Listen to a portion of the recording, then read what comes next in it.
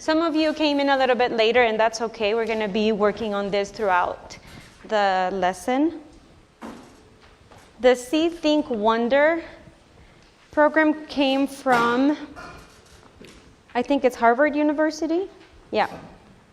And I don't know if you are familiar with this, but it's a great tool to use when talking about art with our students. So I recommend that you explore this way to analyze art and explore it.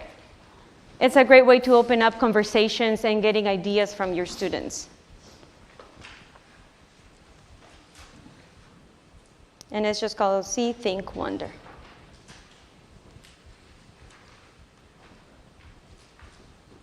Born from corn, the soul of the Americas.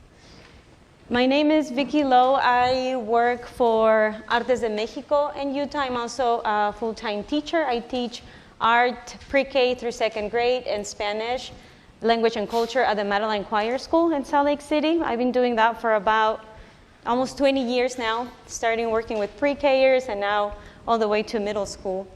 And I do love my job because it gives me an opportunity to teach my students not just the language or the art, but explore the culture and the stories from indigenous perspectives. I am Maya Celtal from Chiapas, Mexico, and I've been here in Utah for 20 years. This is my family. When I first moved to the States, or the first time I came, I was 16 years old. I went to Colorado for a whole year. My parents wanted me to learn the language and explore the culture. It was really hard for me because I didn't speak any English at all. I didn't understand anything, a little bit of the numbers and basic words, but it was hard to adapt learning the language. I felt like I had lost my voice. I could not communicate. I was very afraid to make mistakes when speaking English. It was really hard, a really hard transition. But another thing that affected me was that I wasn't able to find a place of belonging. I couldn't find a place that represented me or I felt like I belonged. People were expecting me to know or to fit into this idea of the Mexican culture where people listen to mariachi, where people eat burritos. I'm from the south part of Mexico, all the way next to Guatemala, so it's the last state, all the way down. We don't have burritos there. We don't eat flour tortillas, everything is corn. So that expectation for me to be that type of Mexican was really hard because I tried to assimilate to American culture, but also to this idea of the Mexican that I had to be. And I remember going to high school and having classmates ask me if I spoke Spanish and Mexican. And students asking me about Mexico and their idea of Mexico. Like, do they have cars there? Do they have houses? How do you get around? You know, sometimes it just comes from a place of curiosity, but I could see that they knew very little about me and where I came from. And sometimes I was very shy and afraid to share who I was because it didn't fit the idea they had of who I was supposed to be. It took me a very long time to find a space.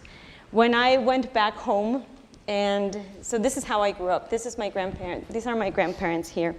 This is my mom weaving, and this is my aunt, and this is my grandpa and my grandma.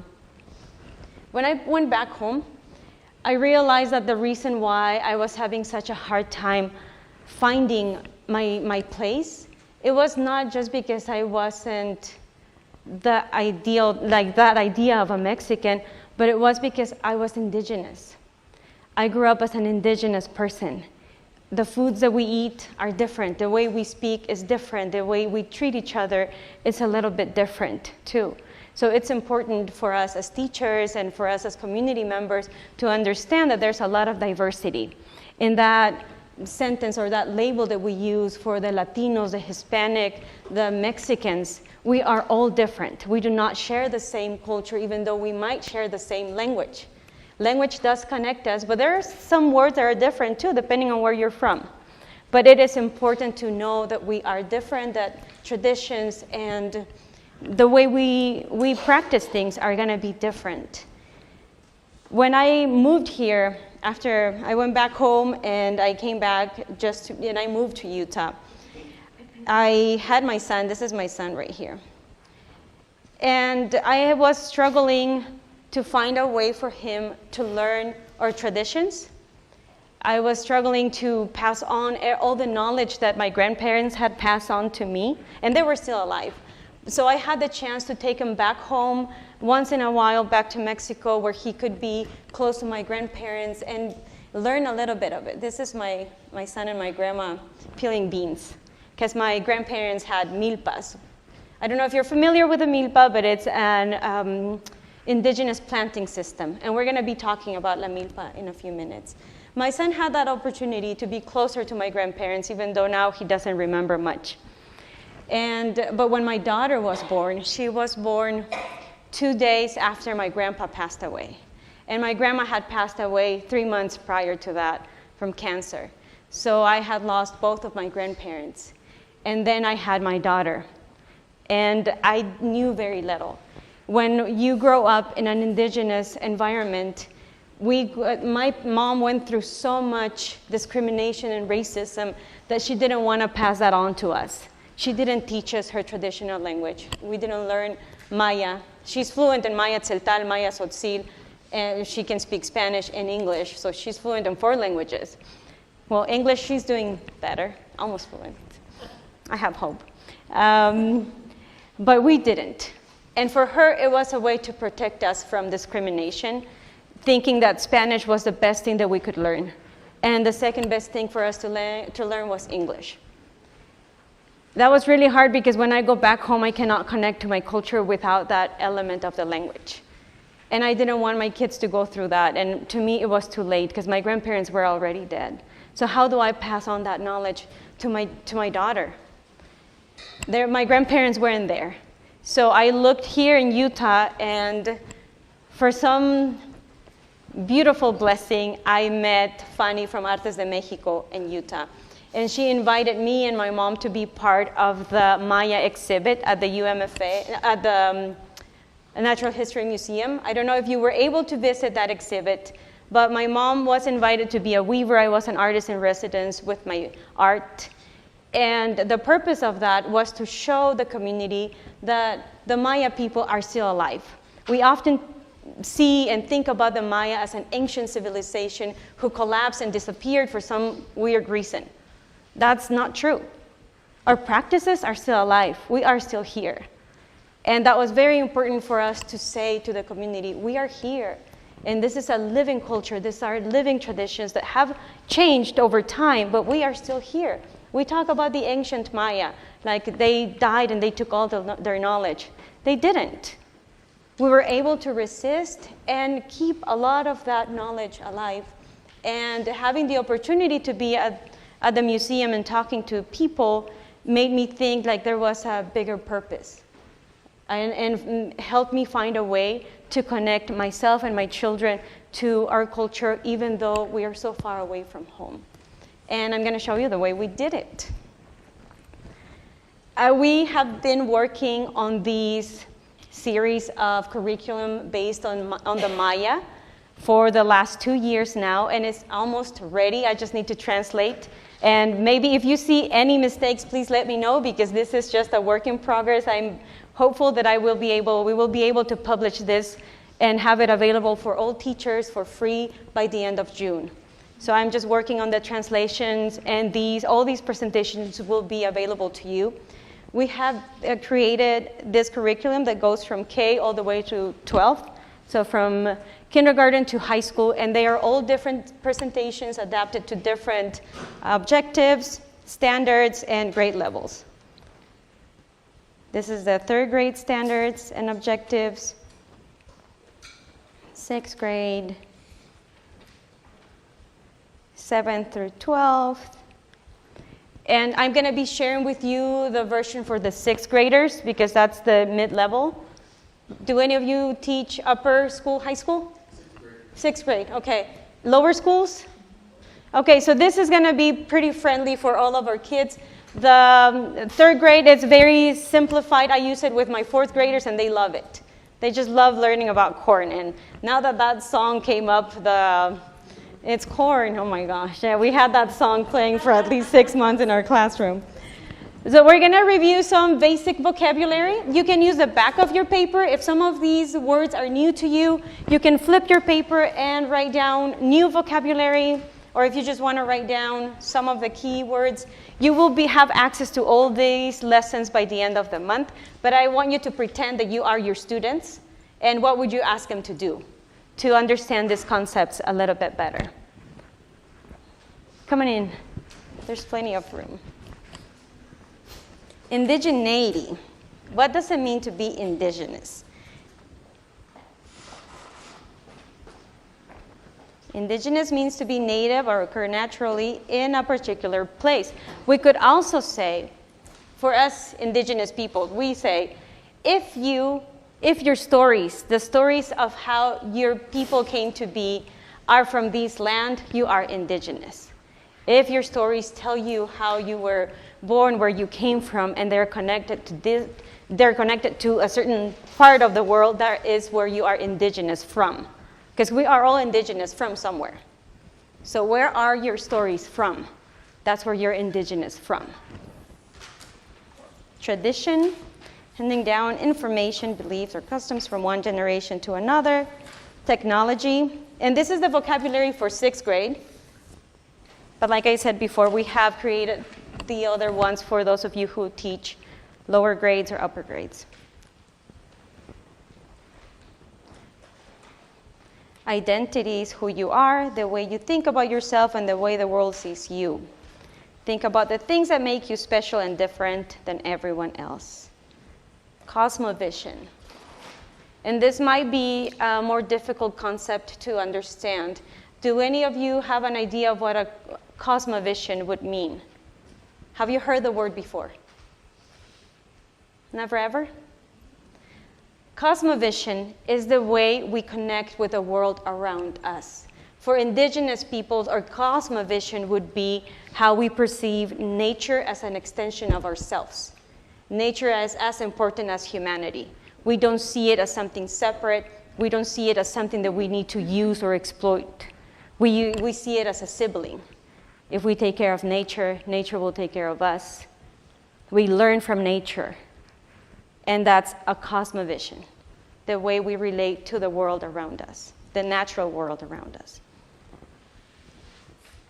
Maya versus Mayan. We often see the word Mayan used as an adjective, but Mayan should only be used for the language. It's a Mayan language. To describe the Maya, just use Maya for the adjective. The Maya people, not the Mayan. And this is something that you're going to see a lot. Not a lot of people know about it, but it's good to know the correct way to use the words. Community. What does community mean to you? It's a place where people live, work, and play together. People in a community like similar things and usually live in the same area. We're going to be talking a lot about Mesoamerica, and we can refer to Mesoamerica as Central America, but not the way we refer to the continent, but actually the placing of Central America on a map. What is the center? What's in the middle? That is Mesoamerica.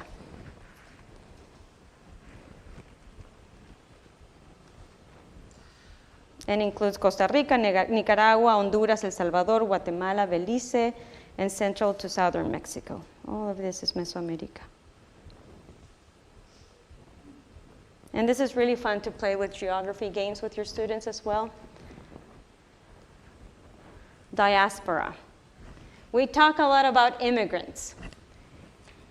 Many of those immigrants, many of the immigrant children you might have in your classrooms could be part of a diaspora and could be also indigenous. Many indigenous peoples from all across the continent, South America, Central America, have to move not because they want to, but because they have to. And it's not just one family, many families are trying to find safety. That makes them part of a diaspora. So many of your students are not immigrants, they are diasporic. They're coming from somewhere to look for safety. And I mentioned La Milpa. The milpa is a field used to plant corn along with beans and other crops. This word is used in Mexico and Central America. We have a similar concept here in the northern part of the continent, which is the Three Sisters planting system. Have you heard about the Three Sisters? Some of you have. And does anyone want to share?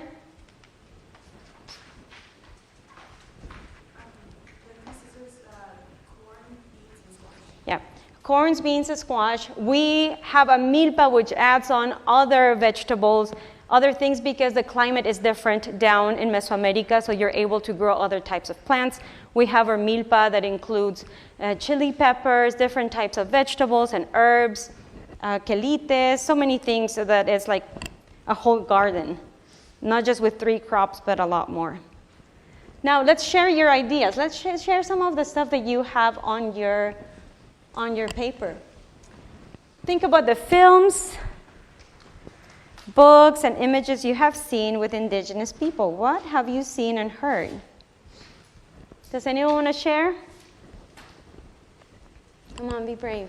Yes. For the most part, the representation of indigenous people has been wild savages, and it's usually represented by white actors and actresses trying to represent indigenous people. So there's disconnect, a huge disconnect in how they represent. Yeah. Anyone else? Can you name a few films where you've seen indigenous representation? Is that the right history? Is it teaching us the correct history? Is that where our children are learning history from? Are those the ideas of an indigenous person they have? And is that enough? Anyone else? What else have you heard? Oftentimes they're depicted as being primitive or not as advanced, maybe as the Western Europeans were. Yeah. So very like a magical world, right? We have magic everywhere. We're superstitious. What do you wonder? What do you think? Sorry, what do you think about the things that you've seen? You shared a little bit of what you thought. What else do you think about the things that you've seen? And these are questions that you're going to ask your students. They need to start thinking about these things. Maybe because they have been perceived as wild or different or magical, it's difficult for us to connect with them because, oftentimes when we read a book or watch a movie or whatever, we're like, oh, how does that relate to me, right? But when someone is perceived to act in a different way, then it's hard to make that connection. So it's like, oh, well, they're different because they're like that. So it's almost like it's priming us to not connect because they're ill-represented when you find out that, oh my gosh, there's a lot more similar than what we thought as we discovered. And we're still seeing them as the other, right? Yes, exactly. Like I can observe you and see how you act and see what you do, but it's hard to come and connect. Yes, because of how we've learned through books or media or whatever. And until you interact personally, that's when you discover, oh, wait a minute. This is not what I thought. Yeah. Yeah. Thank you for sharing. Yes. And for me, something that I've noticed and wondered about is trying to make the learning authentic. So like my niece is Paiute, and so this is personal to me. And looking at the standards as they currently exist leaves a lot of gray area.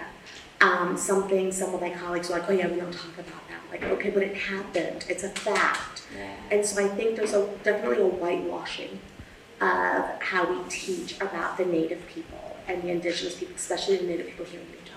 And I would love it if I know that teaching about indigenous culture and knowledge when you're not indigenous, it's really hard because you don't want to fall into teaching the wrong thing, making a mistake, or referring to someone in an offensive way. So it's so important for you to write down your questions and use this time to have that conversation. Let's have an open conversation about how we can deal with this so we don't fall into cultural appropriation, and we're all going to be making mistakes all the time. Things are changing all the time. But the best thing we can do is ask and communicate, because that's how we learn. Maybe there's something that I don't know because I come from a Maya culture, but there are other cultures that might see these things in a different way. So please take this time as an opportunity to ask those questions, to be okay feeling uncomfortable. I am half white, half Maya. So I travel both worlds, where I do have some of that guilt. And I do have some of those feelings of oppression. So I would love it if you could be open to having this conversation and be uncomfortable together. Thank you so much for sharing and being open. Is there anything that you wonder? If we're talking about the Maya, I was teaching, there's very few resources that I can use in my classroom for Spanish that include culture, in a way that I'm comfortable teaching it, that I know it's right. And I have this book, and I remember the 3 things they teach about the Maya is they were short people, they were in the past tense, right? They were short people, they had dogs as pets, and they did human sacrifices for their gods. Those are the 3 things the curriculum wants me to teach my students. And I give that paper to my students, and I say, let's correct the mistakes. What do you think is wrong with this page? First of all, we do not talk about indigenous peoples in the past tense, so let's remove all those. And then when we go to human sacrifices, now, well, I'm like, yeah, in the past, maybe we don't do human sacrifices anymore, but think about human sacrifices. Name one culture or ancient civilization who didn't practice human sacrifices. And we see it in religion too. It's not just the indigenous people who did sacrifices. Let's think about our present times. Is there a way that we might be sacrificing people now? Think about war. Who goes to war, and what's the idea of war? So we have to think about those issues also in a present tense, what's happening today, and let's not just get stuck on what happened in the past. And let's explore more than just those 3 things. What do you wonder? What else would you like to learn? What do you think is the most important thing you could learn about a culture? And that's where we open the conversation, and they ask, do they have sports? And we can talk about the ancient Maya ball game that is still being played today, and it's super fun. And they love that. They love sports. They love food. So these questions do open that opportunity for questions. And if you like doing project-based learning, this wonder is what opens up that exploration. What do you wonder? Come up with one question. What do you wonder? Why don't we do your project on that wonder? So I want you all to write down one wonder. Pretend you're your student. What's one thing that you wonder about the Maya? We're going to narrow it down because if we talk about indigenous peoples, we have so many groups. But if you are connected to one and you would like to learn, that's fine too. Come up with one wonder. You may share if you want, you don't have to. But it might give teachers a good idea or more examples on how they can approach this with their students. So if you have a wonder that you would like to share, that would be nice. Yes? I would. Looking at your pictures, how do they make their cloth? Oh, the cloth? Like this I'm wearing right now? That's a good one. And I'm not going to give you the answer because you're going to have to do the research, right? It's your job as a student. But if you signed up for Colors of Nature, we're going to talk about weaving and natural dyes later today. So you can come and start your project there if you want. Yes? So I have a question about family structures and the nuclear family and how has that evolved to the families today? Because I know I'm part indigenous, my mom's Hispanic, Puerto Rico. And so in our culture, we believe in the family kind of stays together. It's the grandparents and the great-grandparents, and you have several generations living either in the same household or very close to each other. And so, but obviously that's evolved. My family's still in Puerto Rico. I am very far from Puerto Rico. So how has the Mayan culture evolved, and what does the family structure look like? And what it was like before, and what is it like now, and how did they stay together throughout colonization? You can explore so many things through that question. Anyone else? Any other wonders? Yes? I would probably have think of education like that are their numbers. I know their numbers and then a different base number and how they. And they were great. They are. great mathematicians. If you study the calendar, they have the most accurate one. We follow the agricultural cycle of the sun, and and kids who are really into science and math, they would love that question and research that. Anyone else?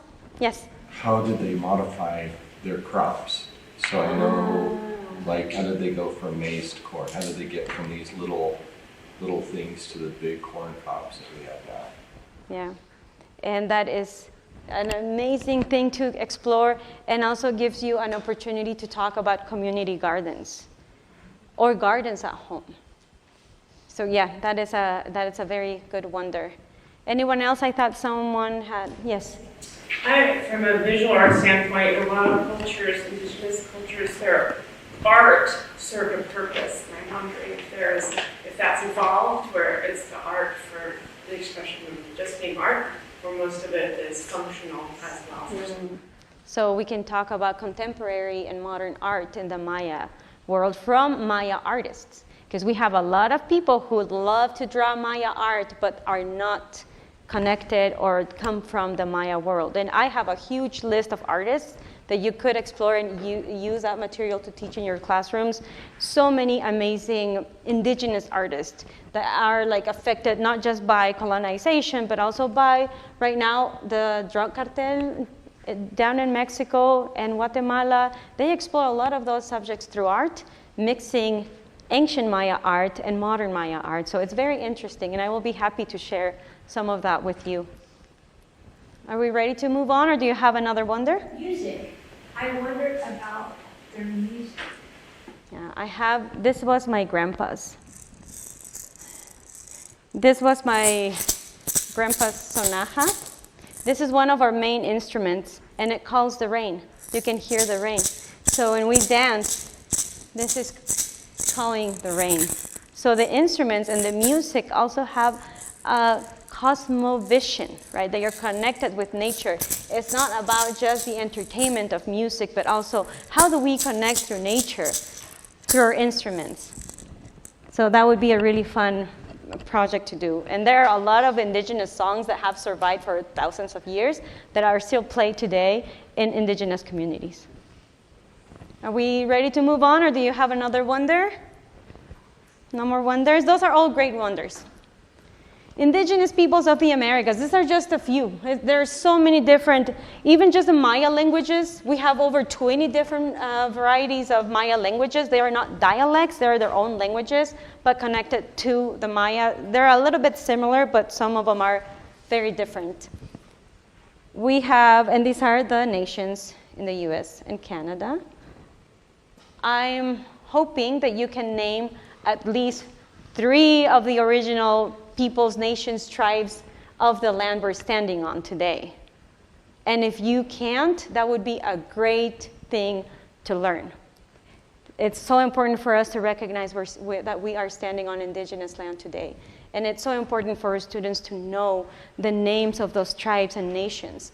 Now, when we talk about indigenous peoples from Mexico, we do not use the word Indio or Indian. In Latin America, I'm assuming in Puerto Rico is the same thing. We do not use the word Indian because it has been used as an insult for a very long time. For someone to call you an Indio, they're calling you a savage, they're calling you dirty, they're calling you ignorant. So we do not use that language in Latin America. I know that many people here in the northern part do embrace that word. It might have been used in a different way. So some indigenous peoples up here do use the word American Indian, and they're comfortable with it. But if you're referring to indigenous peoples from Latin America, do not use the word Indio or Indian. Use indigenous. There is a video at the beginning of the slides where it says indigeneity that can explain to you how you can approach this word, the different words, depending on the tribe or nation that you're talking about. The best way for you to talk about the nations is by their name. So just say Maya Celtal, the Ute, whatever nation you're talking about, and try not to use the word Indian. And if you have to, just because people refer to them as that, then it's just because they're okay with it, but not for people, indigenous peoples from the Americas. Storytelling and writing. This is how we have been able to pass on many of our stories and traditions through storytelling. When the Spanish colonizers arrived to the Americas, one of the things they did was to burn down every single book we had. We only have 5 surviving books, and they're not even in Maya territory or Mesoamerican territory. They are all over the world except for where they were found. We do not have access to our stories because they were all burnt. We have been able to preserve stories through our grandparents, storytelling, the elders, the ones who were able to listen to those stories and kept telling them. So that's why storytelling is so powerful. Storytelling also adapts to times and needs of the community. It is pretty normal and okay to change the stories to help the community go. If they're going through something difficult, we adapt the stories to teach the children or to give the community whatever they need. So it is okay for stories to change. Everything changes as long as we're being respectful and just passing on the right knowledge, right? Don't change everything. One of the most important books that we have is the Popol Vuh. I have an English version of it for students there on that table. I have a lot of books on indigenous stories there that you can feel free to take pictures of them and look at them. They're great to use in your classrooms. The Popol Vuh is the sacred book of the Maya. It was written after colonization, and it was a retold version from Maya people. They were telling their stories, and they wrote these stories down in Spanish and Maya Quiche. And they were translated. So a lot of these stories that we have today, we have because they survived. And the priest who was in charge of this group of people was okay with them writing down the story. And we do have this Popol Vuh now available in many languages, not just Spanish. We have it in English and other indigenous languages as well. And it talks about corn. It talks about stories of where our people came from. I have these here, but you also have a packet on your table. Let's go through the story time. I'm going to give you do you think you can read a few stories in 9 minutes? You can read them all, or you can read a couple, however much time we have. If you also want to read one of the books I have over there, feel free to walk over and pick one of those.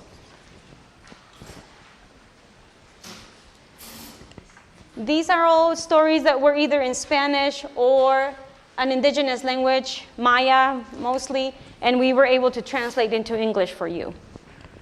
Again, if you find mistakes, please highlight them so I can change them before I give you the packet. Friend said that sometimes their stories, they only tell that story in a certain season. Is this the same? It is different for us. For the Navajo, I believe they only tell stories during the winter when all the spirits are asleep. Mm-hmm. These are stories about corn, so it's okay to talk about them.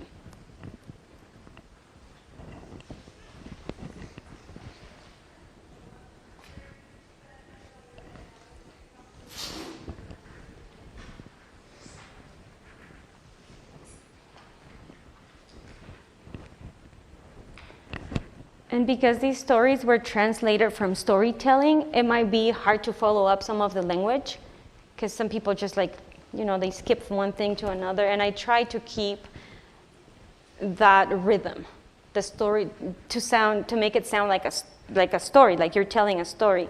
These stories are not meant for you to read out loud. The stories are meant for you to read and retell.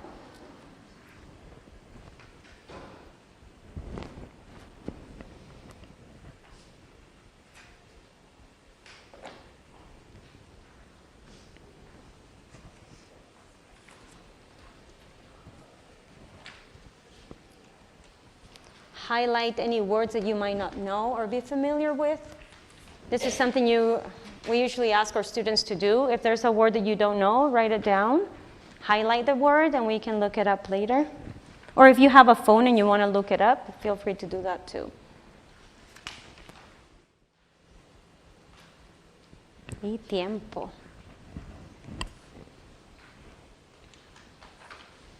Have you ever heard any of these stories before, or were they mostly new to you? For the Maya, one of the most important stories is the one about the red corn. Can you raise your hand if you were able to read the red corn story? So a few of you did. The red corn story, sometimes you might not want to teach it just because it talks a little bit about domestic abuse.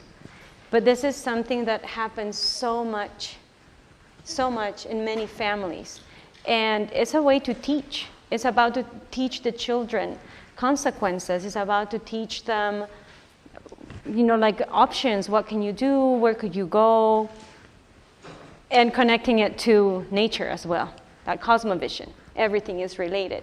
You can also talk about the red corn as Mother Nature.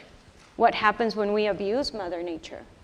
So it's not just about us humans, but how we connect with nature. Does anyone want to share a short version of the red corn story that you read? Very short, like what the basic idea was. Anyone? Yes, thank you. I just have a quick question. There seem to be two versions. Yes, there are two. Yeah, one is from Maya Tzotzil and one Maya Tzeltal, I believe. Yeah. So we're neighbors. The Maya Tzotzil are more on the lower lands of Chiapas. The Maya Tzeltal are in the highlands of Chiapas. But we are sister communities, and stories vary. Like they're depending on who's telling the story is going to change. But any version you can share would be fun. So I read them both. Which one do you want? The one that you like the most. I like the one where the mother had the two children and decided to leave home, but she provided for the children. I guess the husband was upset because he didn't get a rich harvest like she did when she would go out to farm. And so when he got upset with her, she left, but she asked her children to stay with their father for a little while. And then she made sure that they would have enough to eat because she knew he wouldn't be able to harvest very much because he mistreated nature. Mm-hmm. And the children were given, I don't know what the things were. One of them was for tortillas and beans. Uh-huh. And when they touched it, then the mother would send the food, and then the father saw that the children had enough food, and he wondered why they weren't starving when he was, and he broke the pots. And then the uncle came in the form of a vulture, and the children did not recognize him as the uncle, and the mother sent him back again, talked to the children, said, that was your uncle, when he comes again, go with him. Because the pot had been broken, the mother was saying, why are my children not asking for food? What's happened to them? That's why she was talking to them. And then later, when the vulture showed up, they each took hold of a wing and flew away with them. To safety. Family takes care of each other. Our family is there for us. Our mothers are going to nurture us even if they're not around. They will find a way to take care of us. Nature, Mother Nature will provide to her children. If we're good to her, she will be there for us. And if you mistreat her, you're going to starve because you don't know how to take care of your land or the seeds or your plants. Thank you. Thank you for taking the time to share that. We have so many stories about corn. Every single color of corn has its own story in different communities. These are just a few of the stories. We have so many that haven't been written down because we either don't have the time, we don't have the resources, or we just want to keep them as stories that we can tell, but not always write down. We talked about cosmovision, and we are talking about how that cosmovision connects to storytelling and the stories that we hear about indigenous people. This is King Pacal from Chiapas, and you can see the corn growing from him as a rebirth. Here we have the two brothers, Hunhunahpu and Ixbalanque. This would be Hunhunahpu, Ixbalanque. They both come from the Popol Vuh, and this is the story of creation for the Maya. The Maya people believe that we are born from corn, that our ancestors were born from corn, and this is how they were born from corn. First, there were two sets of twins, Hunhunahpu and Hunhunahpu 7, who loved to play ball. They were always playing and playing. And the lords of Xibalba, which is the underworld, it's not hell, it's the underworld. We think about the world in dimensions, and whatever is up, you're going to find down there, but in a different idea. The lords of Xibalba, the lords of the darkness, is not always negative. It's a different, we always need a little bit of darkness, right? To rest, we need to sleep, and that's the symbolism of Xibalba when we go to rest. It's connected to death, but not in a bad way. It's just like the way we go back to earth and we rest. We have the lords of Xibalba who are very annoyed because the twins won't stop moving. So they send a messenger and they trick the two brothers to come to the underworld and play a game with the lords of Xibalba, and they are defeated and killed by the lords of Xibalba. But the lords of Xibalba cut the head of Hunhunahpu and put it on a cacao tree. The cacao tree then, the fruit of the cacao tree can talk. And Ishkik, which is the daughter of one of the lords of Xibalba, goes up to the earth to look around and hears a voice. And this is Hunhunahpu talking to her and saying, come over, let's talk. She gets pregnant by magic. Not magic, but there's a whole story. You can read it. And she's pregnant. And she goes down to see her dad and says, I'm pregnant. And he says, who is the father? And she's like, it's someone up on a tree. And he knows this is going to be Hunhunahpu, who is God. The idea is not the same as a god because it's not religious. It's one of the creators. So the lords of Xibalba say she cannot be here. She needs to go up to earth. She goes to earth to the house of the grandmother Shmukane, which is the mother of the twins. And she's like, I'm pregnant. This baby is my babies are your grandkids, because she knows that she's pregnant with twins. And she's like, you have to prove it. If this is true, you're going to go to the cornfield, to la milpa, and you're going to bring me back a whole bag of corn, a whole bag full of corn. And she's worried because harvest just passed, so there's no corn left. She goes to the field and actually finds one ear of corn. She picks it and puts it in her bag, and when she looks up, there's more corn. So she starts picking the corn, and she has so much she can't even carry the bag. She takes the bag home, and grandmother Shmukane knows this is true and takes care of her and the kids. Now, grandmother Shmukane is the one who grinded the corn to create humans. And that's the rest of the creation story. But now the two other twins, the two sets of twins are born. These are Hunhunahpu's kids, and they love playing ball. Instead of working on the milpa, they're always playing ball. The lords of Xibalba get super mad and send a messenger to bring those twins down and kill them again. But these sets of twins are very smart, and they're not going to be tricked by the lords of Xibalba. And the story is really funny if you want to read it. And they are able to not only survive, but bring one of their fathers home.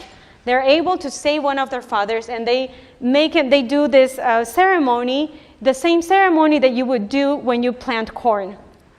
And they water and they do all these things, and then their father is born not as the cacao tree. This time he's born as corn. And this is one of the creation stories on how the first people of corn were created. Then when the lords of the heavens wanted to create humanity or someone to take care of them and just to be there, take care of the world, they tried 3 times and they failed. The last time they went to grandmother Shmukane and said, we want to create someone to take care of the land. And she said, and everything we're using is failing. What can we use? And she said, why don't you use the same ingredient we used to create us, to create Hunhunahpu? And she collects all of the different colors of corn, grinds the corn 9 times, and then creates the dough to create humanity. And that is why we all have different skin colors, because corn is diverse and different. So is our skin. And this is how the Maya people were created, through corn. It's also because corn is the main ingredient in our food. That's what we use the most for our meals. So that's why we say we are the people of corn. And that's a very short version of the creation story. You can read more if you're interested, but you can see it here. And this story came from the Popol Vuh. Now, what you see right here is more than 1,300 100 years old. Colonization happened 500 years ago. So we have proof that the stories on the Popol Vuh are true because we can see the artwork. We can see that story represented on the artwork that we have been able to preserve. How are you connected to corn? Share your memories with a partner. The stories your students and the connections your students are going to make are going to be different depending on their background. Some of them are going to be more connected to corn than others, and they're going to have different stories. So let's give you 1 minute to share your stories of corn. How are you connected to corn? Are you connected to corn at all? When do you use corn? How do you use it?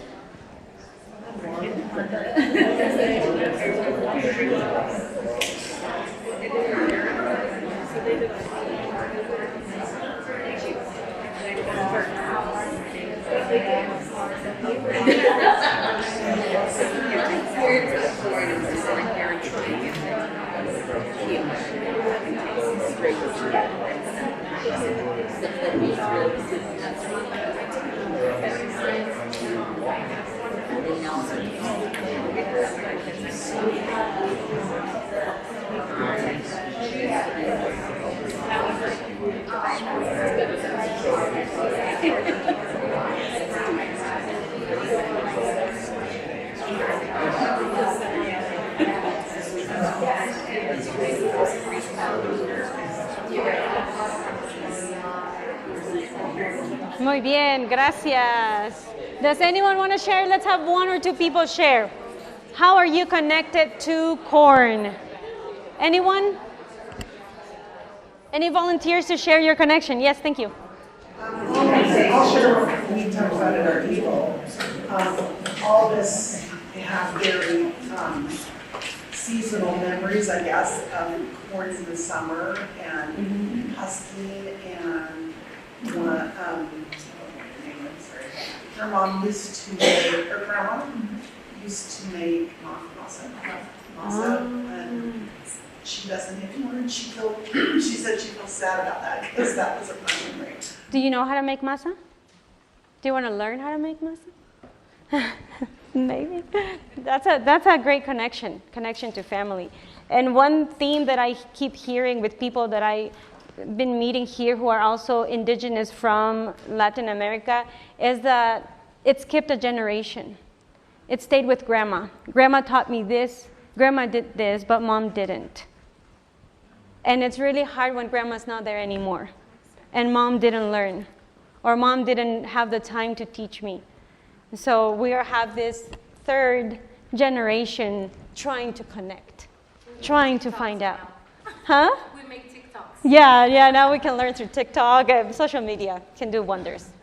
It's not all wrong, right? Not all negative. You can write down your connections on your paper. This is the part where we connect. If you're teaching this lesson with your students, this would be a great time to stop the presentation and continue the other session in the next class, because it's a long presentation. It talks a lot about history, a lot of reading, so it's very heavy. I'm going to go through the second part as fast as I can so we can still have time for the art project and have some questions and answers if needed, because I think we end at 11:30, right? Yeah. Corn foods. We connect through corn through foods. I gave up this presentation at the community college a few months ago, and the students were telling me how what they hear about corn is always negative, because corn is being used as sugar, because corn is killing so many other crops, because corn is being used in a way that it's out of control. It is not used in the same way as we see it if you come from indigenous backgrounds, if you come from Mexico or Latin America, where corn is one of the main ingredients for your food. So the conversation can be different. Yeah, corn is even used to make candy. Corn in our lives. We have corn everywhere. Varnish, oil, gas. Where does corn come from? Corn is an indigenous crop that has been used by indigenous peoples from time immemorial and spread through the entire continent through trade. Using scientific research, we can say that it has been around for at least 9,000 years. And it came from teocintle, the little seed, right? And then it evolved into the corn that we talk about today. La milpa.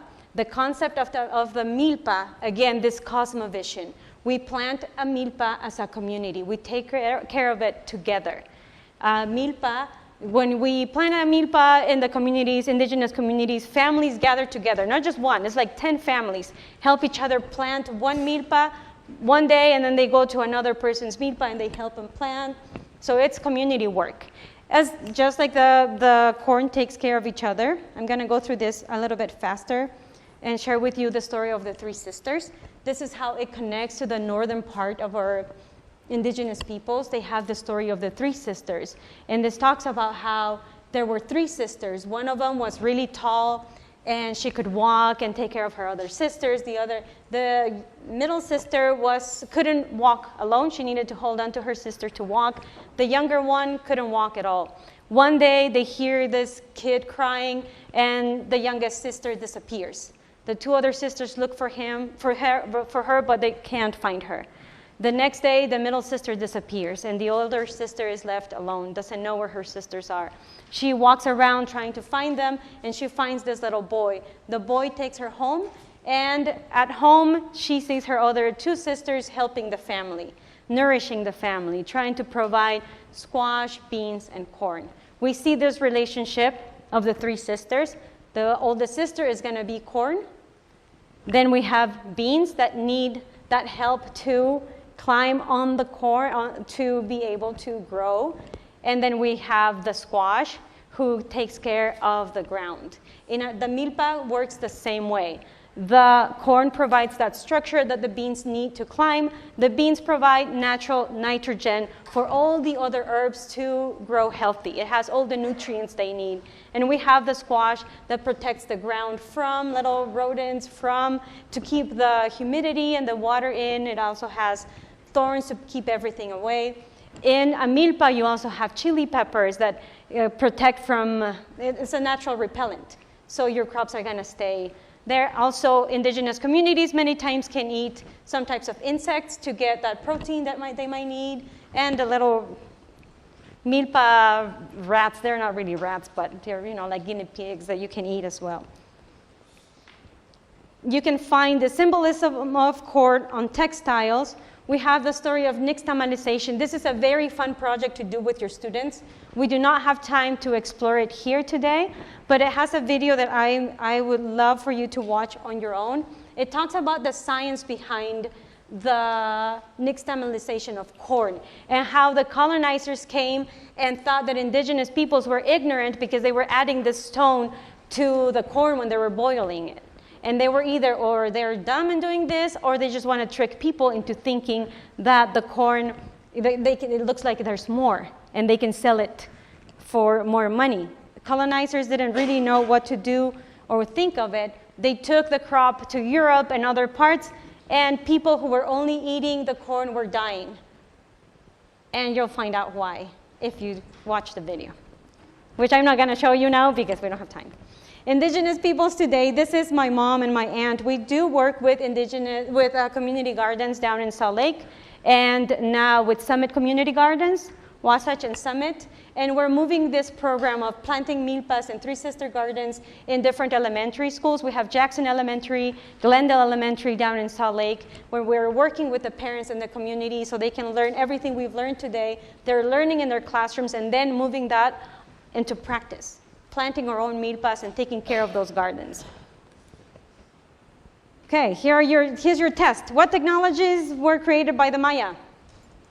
Did we mention at least one?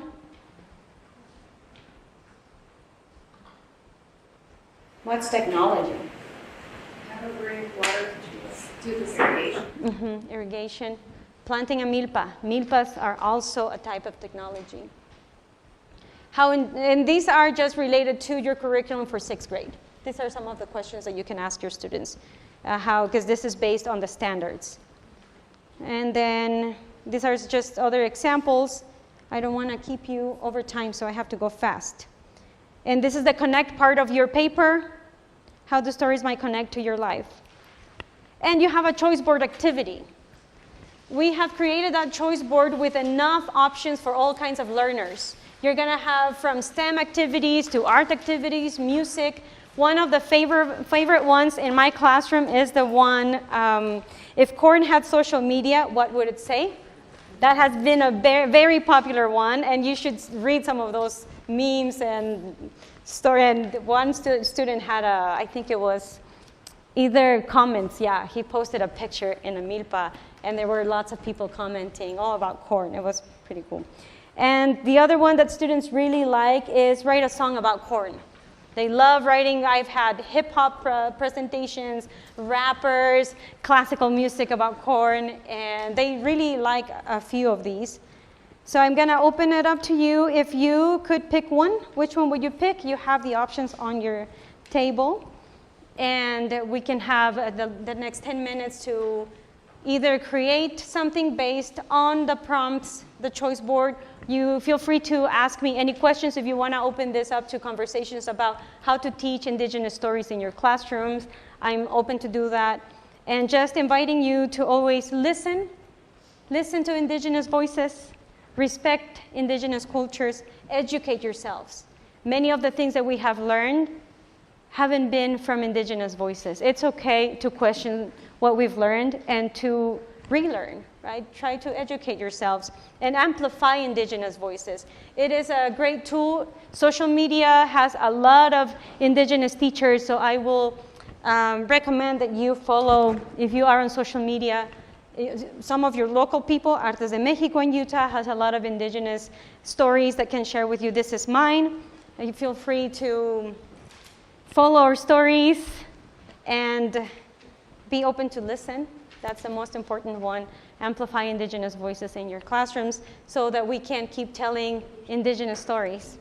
So I will open it up to you. Create either or choose one of the prompts. You can come up with your own set of ideas if you would like to add anything to that choice board, or if you have any questions, this is our time to talk about them. It's not working? Which one? The arte? Are they too small, maybe?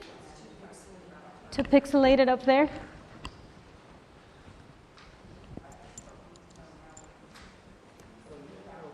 No? Well, you can look it up through the app. And this is Artes de Mexico. Or I can flip my screen and you can. Do you have any questions, any comments, something that you would like to talk about right now? Yes? I just have a question about your gardens. When they plant them, do they plant like the corn and beans and squash all together, or is there like a section of corn and a section of beans? It's going to be different depending on the culture and the climate. For us, in the Altos de Chiapas, we can harvest corn 3 times a year. And what we do is that we have we make a little hole and we put 3 corn, 2 beans together. These 3 go together in one hole. And then we, maybe one hand apart, we plant the squash. And then you do another bean, corn, and then another squash. Yeah, and usually the kids are the ones either making the holes, and then you have someone else go, one in charge of the beans, one in charge of the squash, and that way you won't get confused. So it takes a whole community to plant milpas. And we do it like that here at the community gardens. You're welcome to come. We just did our planting last week, but we will have a workshop on cooking from our milpa in July 27th, I believe. And then we have one where we harvest together in the fall. That will be in September. You're all welcome to attend any of our workshops down in Salt Lake. Does anyone else have a question, something that you want to talk about?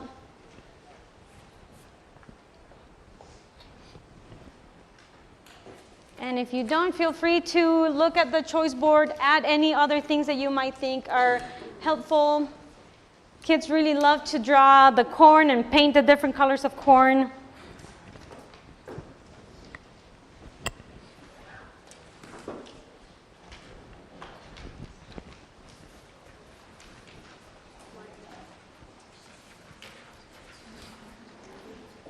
Yes?